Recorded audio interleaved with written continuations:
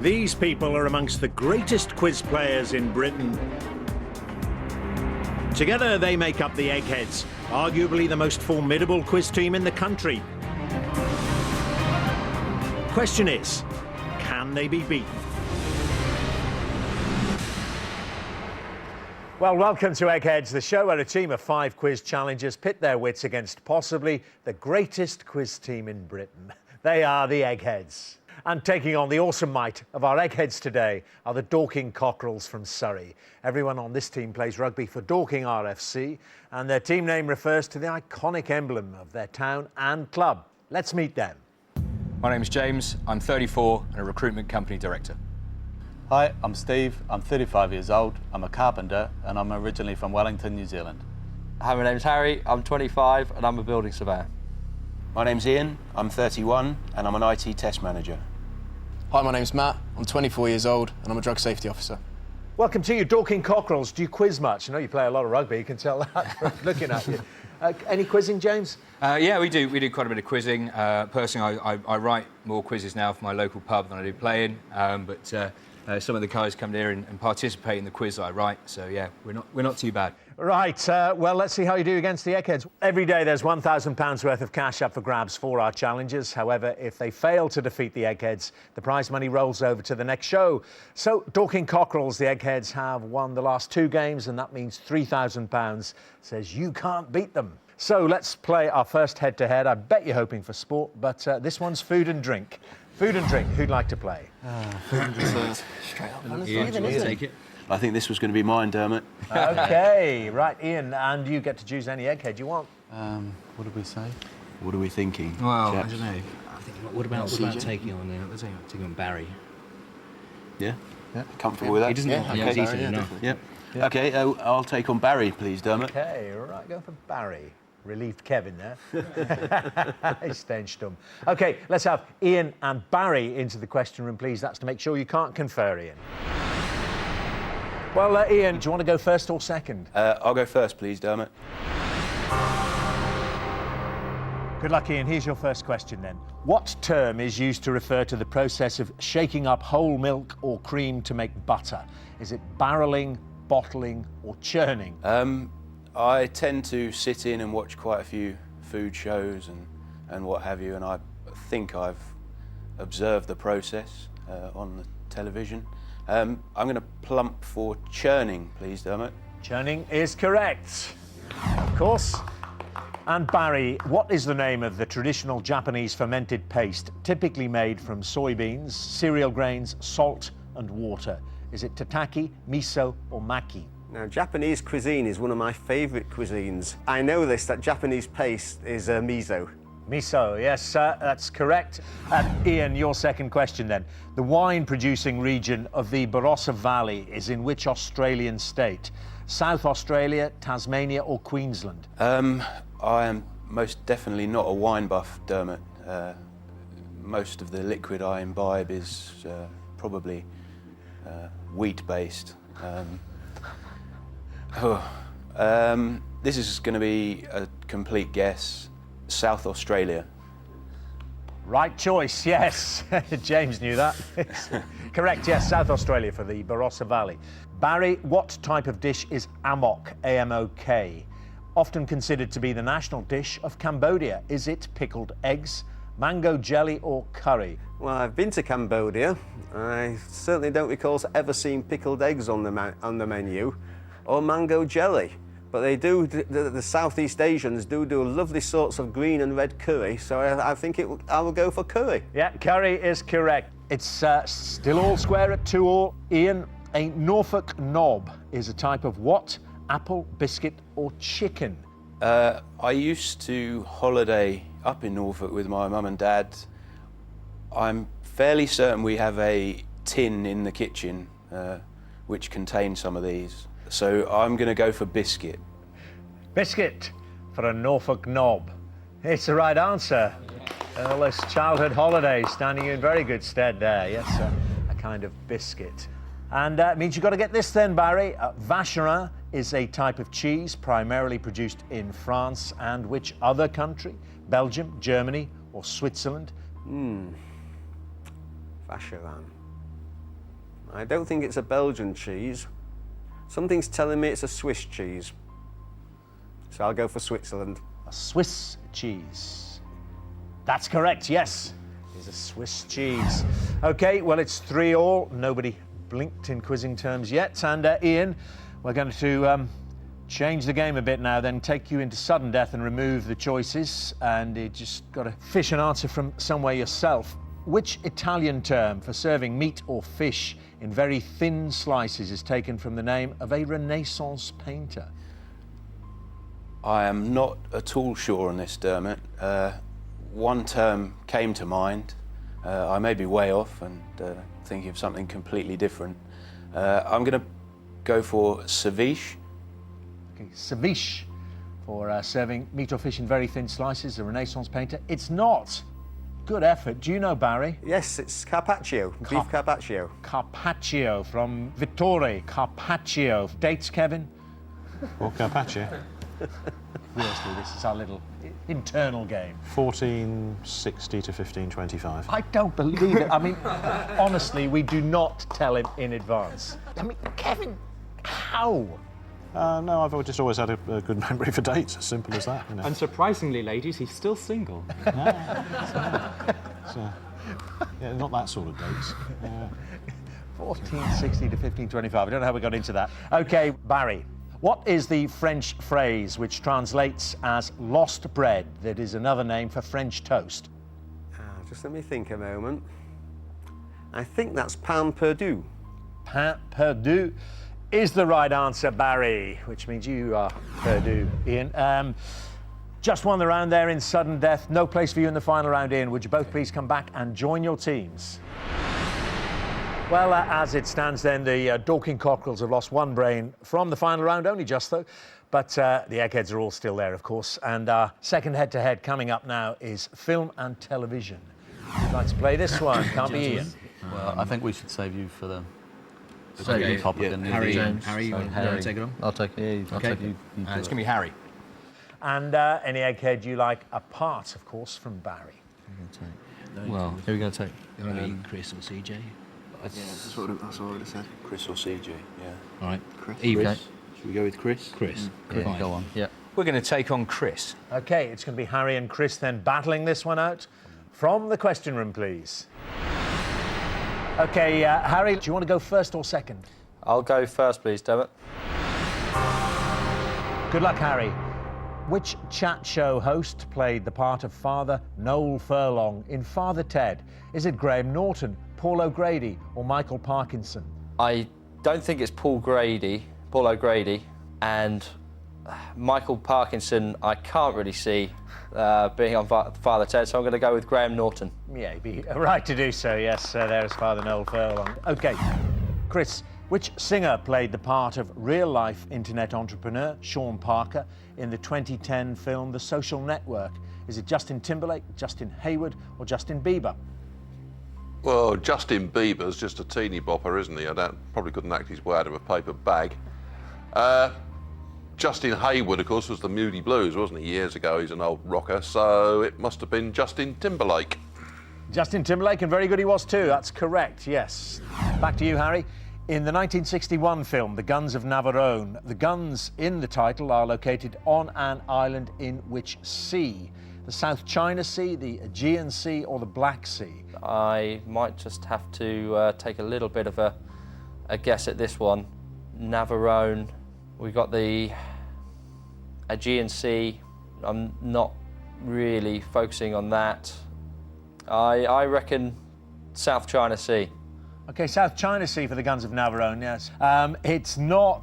It's the Aegean Sea, set in Greece, isn't it? Greek islands. OK, well, chance for the lead then, Chris. Spook Brain and Benny the Ball were some of the members of which animated character's gang? Is it Batfink, Roger Ramjet or Top Cat? OK, TC, it's Top Cat. Yeah, OK. That's the correct answer. That was right up Chris's street. Well, it's given you the lead, and it means Harry needs to get this. Which film sees Louis Gossett Jr. play the role of tough training officer Sergeant Emile Foley? Is it Top Gun, An Officer and a Gentleman, or Heartbreak Ridge? Well, Top Gun's a favourite of mine. I don't recall seeing a Sergeant Foley on there, so I'm going to rule that out.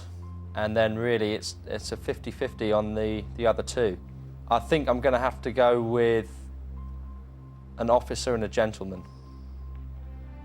It's the right answer, yes. Made the lads very happy here. Officer and a Gentleman there with Emile Foley, played by Louis Gossett Jr. But Chris goes through if he gets this one right. Who directed the Jim Carrey film The Mask? Is it Tom Shadyac, Peyton Reed or Chuck Russell? Now, I've got this on VHS indoors somewhere. VHS? Yeah, video home system. Keep up. Oh, yes, of course. That's Peyton Reed, I think, running the credits through my head again. No, it's not. Huh? It's not. It's Chuck Russell. Oh, right. Chuck Russell did The Mask. So, you're still in it, Harry, but you're into sudden death. The 1971 film Gumshoe, starring Albert Finney, was which British director's debut feature? Well, as you can probably tell, Dermot, again, this is probably not going to be a question that I'm very strong at. Oh, I can't think of any. I'm going to have to pass over. OK, British director's debut feature, Gumshoe. Do you know, Chris? Just not Ridley Scott, is it? No, other eggheads. Stephen Frears. It's Stephen Frears. And it means chance for Chris here. In 1988, Tim Healy, who played Dennis in Auf Wiedersehen Pet, married which actress who went on to star in Coronation Street? She never tires of telling us she's married to Tim on Loose Women. It's Denise Welsh. And that is correct, Chris. Denise Welsh, married to Tim Healy, which means no place for you in the final round, Harry. Would you both please come back and join your teams?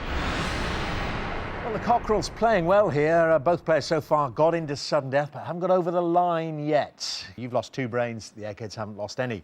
So we'll play our third head-to-head now, and this subject is politics. Well, James, Steve or Matt? I honestly don't think I'll have much of a clue. You may have the best chance. Fine. It's going to be me, Dermot. All right, James. Now, remember that those two down the end have played, so it's Daphne, CJ or Kevin for you. I think they're all fairly strong, so who would we prefer to send through to the final?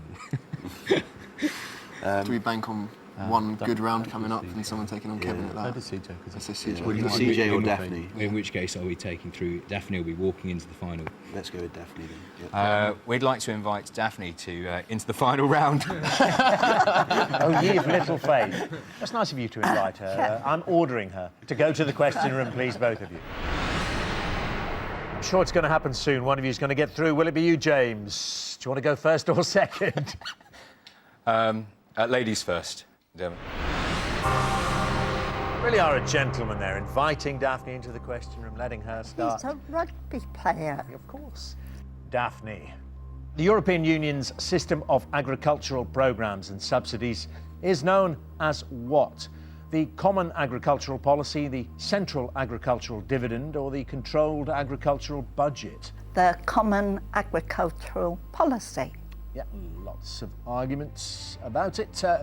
CAP, Common Agricultural Policy, it's correct. OK, James, best of luck with your first question. What word is used to mean a worker who continues to work despite an ongoing strike?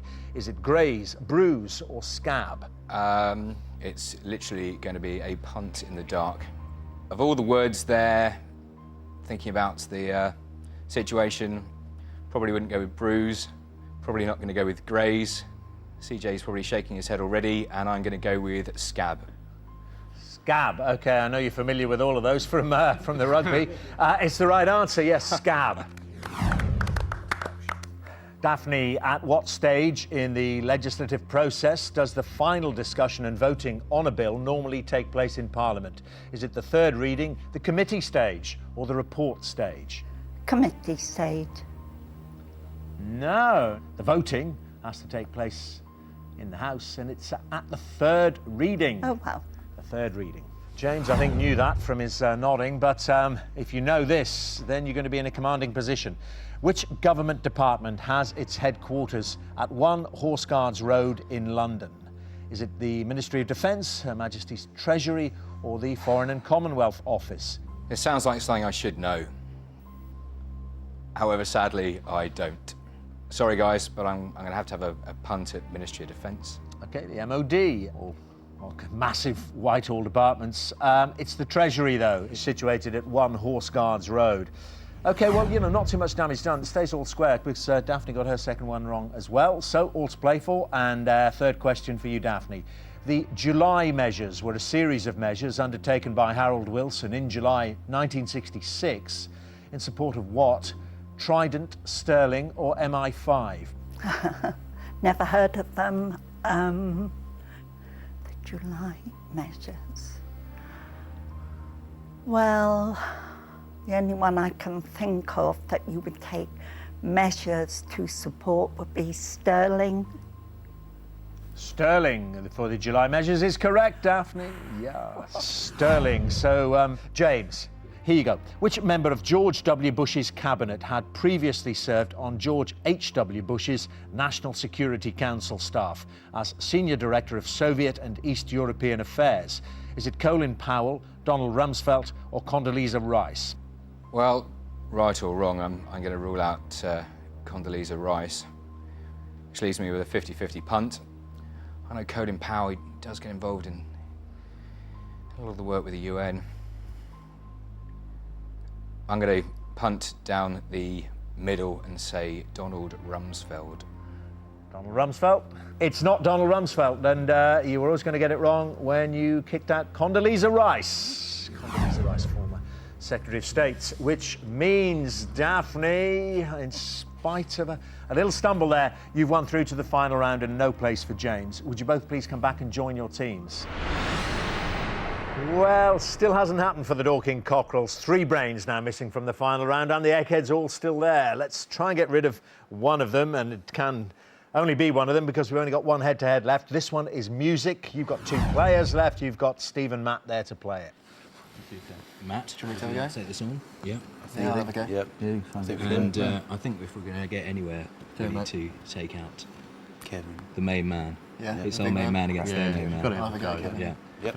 Wow. Take on Kevin, please, Dermot. So, Matt against Kevin, and James billing it there as your main man against their main man. Well, this should be good. Let's have you both in the question room then, please, Matt and Kevin. Well, no pressure at all, Matt, but a lot of responsibility on your shoulders trying to knock Kevin out here. On music, do you want to go first or second? I'll go first, please, Dermot. Good luck, Matt. Here you go. In a 2009 interview with David Letterman, Madonna said that one of the reasons she left England to return to America was because she was tired of being referred to by what nickname? Is it Maud, Meg or Madge? Well, I think it's safe to say that there's only one nickname that people in Britain would christen her, and I'm pretty sure that's Madge. Madge is correct. Yeah, I didn't know that. I thought it was affection. Is that what drove her out? I saw the interview where she was first told that's what she was being called. She couldn't believe it. And she Really? said, "What? Why am I being called that?" She couldn't understand. It was just a term of affection. Doesn't she realise everyone has to have a nickname? Kevin, human Google. Yeah. That's yours. In 1989, Sealed with a Kiss became the second solo UK #1 single for which Neighbours actor? Stephen Dennis, Jason Donovan or Ian Smith? Well, that was the chart heyday of Jason Donovan. I like the way you said that. Yeah, Chart well, heyday. yeah. It's the right answer, yes, Jason Donovan. Straight on to a pair of second questions. This one going to you, Matt. According to the title of Kirsty MacColl's 1981 single, where does the guy who swears he's Elvis work? Down the chip shop, round the bookies, or up the pub? Well, can't say I actually own any Kirsten MacColl CDs at home, so nothing really jumping out at me to start with. I'm going to have to take a complete stab in the dark and say, on the basis that the second question, the answer's always the one in the middle, I'll say round the bookies. And now we're just proving that it's not. It's, it's not round the bookies. I don't know where you came up with that formula from. It is, Kevin. Down the chip shop. Down the chip shop. Guy down the chip shop swears he's Elvis. And your second question, Kevin. Who was the first singer to win the Eurovision Song Contest for Ireland? Linda Martin, Dana or Johnny Logan? That was Dana, 1970. Song? All Kinds of Everything. Yes, correct. Year in the song as well. Dana, the first Irish Eurovision Song Contest winner. You've got to get this, Matt. Which French Nobel laureate in literature provided the libretto for Stravinsky's 1934 work Persephone? Is it François Mauriac, Albert Camus, or André Gide? Absolutely. Well, literature and 1930s music, two of my stronger subjects, I think it's safe to say. Honestly, no real idea at all, I think it's fair to say. I could go with my theory that the third question is always the answer on the right, seeing as that worked so well the second time. But I might go against that. I'm going to guess at Albert Camus, the second one. Yeah, Camus. Down the middle then. Well, it depends how you define right. If it's on your right, that would be... My right, of course. Mauriac. Yeah. Screen right, as we're looking at it, is Gide, which is the answer we were looking for. André Gide there with Persephone. And we close the round down. Kevin's through there. Means you won't be in the final round. Would you both please come back and join your teams? So this is what we've been playing towards. It's time for the final round, which as always is general knowledge. But I'm afraid those of you who lost your head-to-heads won't be allowed to take part in this round. So James, Harry, Ian and Matt from the Dorking Cockerels, would you all depart the studio, please? So that leaves you, Steve, playing to win the Dorking Cockerels, £3,000 today. Kevin, CJ, Daphne, Chris and Barry. All five of you, you're playing for something which money can't buy. The Eggheads' reputation. As usual, I'll ask each team 3 questions in turn. This time the questions are all general knowledge. Steve and you are allowed to confer. Steve, the question is your brain better than the Eggheads' 5? And Steve, do you want to go first or second? I think I'll get out of the way and go first, please, Dermot. All right, good luck to you, Steve. First question coming right up here. What is a nom de guerre? Is it a military rank, an assumed name, or a middle initial?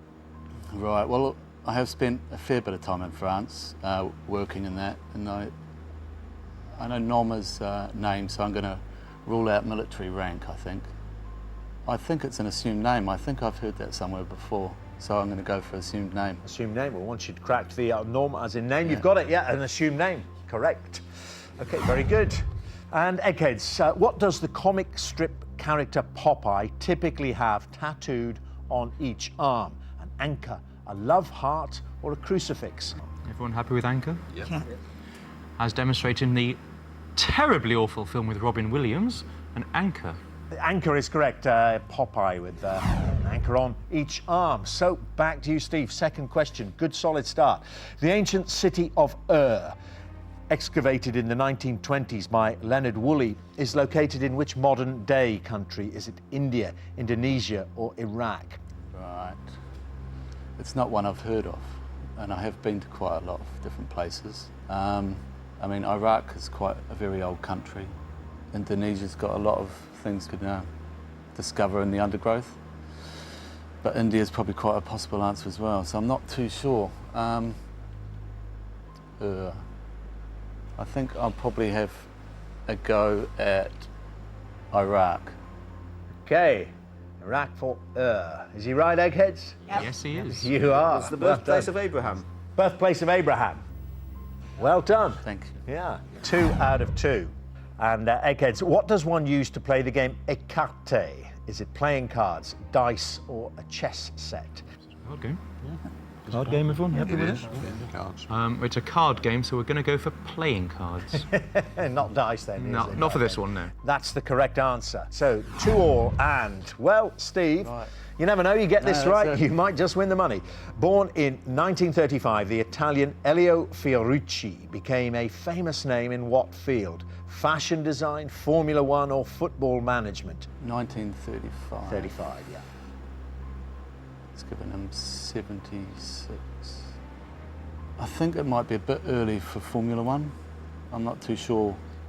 So I think I'll have to go either the fashion designer or football management. The Italians are quite good at their clothing and fashion, so I think it's going to sway me to fashion design. Dermot. OK, Fiorucci for fashion design. Eggheads? Yeah. It's correct. Well, well, well. Very interesting position we are now in. Steve, you've done all you can. You've got 3 out of 3. See what the Eggheads can do, but 5 of them left. Here you go, Eggheads. The shamrock is the emblem of which Greek Super League football team? Is it Olympiakos, Panathinaikos, or AEK Athens? It's not Ajax. Okay. Panathinaikos playing green and white, which would lead me towards that. I think it's Panathinaikos. What do we think, Eggheads? We got an answer yet? Well, we've got nothing, have we? If they play in green and white, it probably is Panathinaikos here. Our determined decision is that it is definitely Panathinaikos. Panathinaikos, worked out with Kevin's knowledge of a bit of green there in the strip. It's the right answer, Eggheads. Well it is Panathinaikos. Ooh. I didn't go second because I don't know anything about football. Doesn't matter. Listen, you've done you've done tremendously well with archaeology and Italian fashion design and giving the lie to some people's ideas about rugby players. You've done really, really well. You've gone into sudden death now. You against the Eggheads. Here we go. Can you do it? Who wrote the 1869 novel He Knew He Was Right, about the jealousy of an emotionally unstable husband? Oh dear. Yeah. Arts and literature is not a great subject for me. I'm not even really sure on dates, but I might go that it may have been a bitter wife writing about her husband, so I might go for a female. All I can think of is the Brontes. Charlotte Bronte. Okay, Charlotte Bronte. You know what? That's a good answer, but it's not correct. Do you know Eggheads? Is it Trollope? Trollope. It is, well, I wouldn't accept that. Anthony. Anthony Trollope it was. So a chance now for the Eggheads to win. What's the name of the Czech musician who wrote the theme tune to the 1980s cop show Miami Vice? Jan Hammer. Jan Hammer. Yeah. We think that's Jan Hammer. It is Jan Hammer, Eggheads. You have won.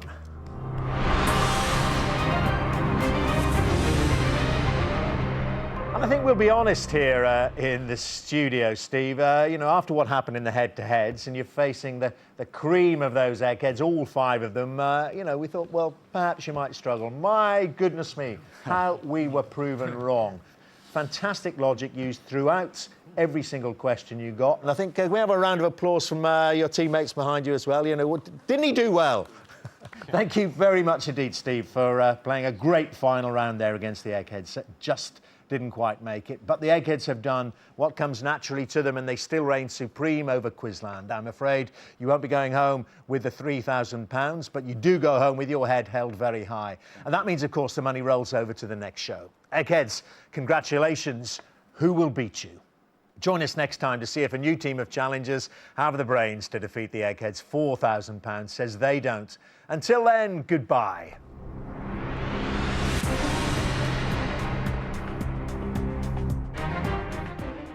More from the Eggheads here on BBC HD on Monday. But next tonight, though, head-to-head for the Northern Irish chefs in the Great British Menu.